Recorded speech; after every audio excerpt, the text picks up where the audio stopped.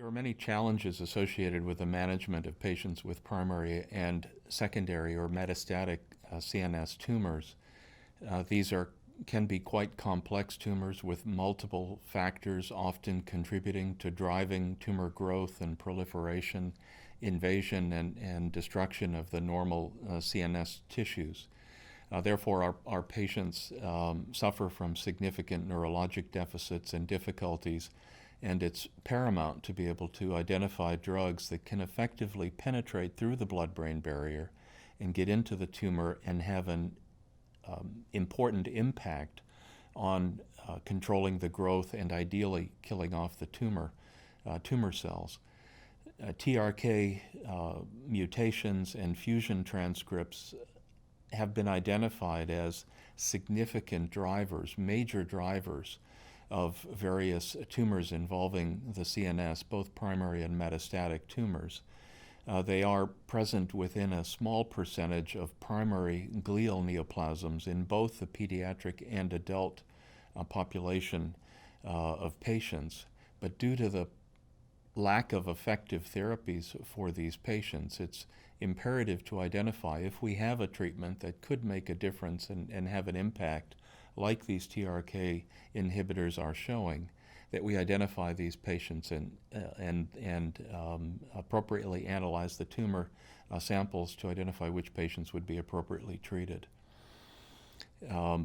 Outcome for both pediatric and adult patients with primary glial tumors is quite poor with our traditional standard of care therapies of surgery, radiation, and chemotherapy. These are intrinsically infiltrative and destructive tumors, so patients typically rapidly develop significant serious neurologic deficits and side effects.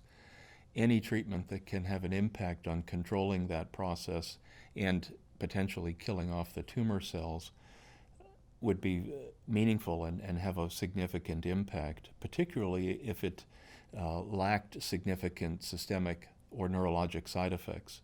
Unfortunately, radiation and chemotherapy, other treatments that we have as our standard therapies, come with a significant frequency of side effects for patients. So there is some very exciting preliminary data that's emerging about the activity of these TRK inhibitors for patients with primary and metastatic brain cancers. There was an exciting abstract presented at the 2019 American Society of Clinical Oncology meeting in which I believe it was 14 patients with primary or metastatic CNS tumors were treated with larotrectinib. These patients had all had standard therapies with radiation and chemotherapy. 5 of the patients had metastatic CNS tumors, and 9 of the patients had primary CNS glial neoplasms. Amongst the metastatic CNS tumor patients, 3 out of the 5 patients achieved a radiographic response. 1 patient achieved a stable disease, and these responses were durable for over a year, up to over a year. For the patients with the primary glial neoplasms, again, they had progressed on prior therapy, so there was no identified available agent that had a significant likelihood of benefiting these patients. Of those 9 patients, 1 achieved a radiographic response and 7 achieved stable disease. And again, the durability of benefit was out to 9 months and ongoing at the time of the report, which was very exciting and encouraging for these challenging tumors.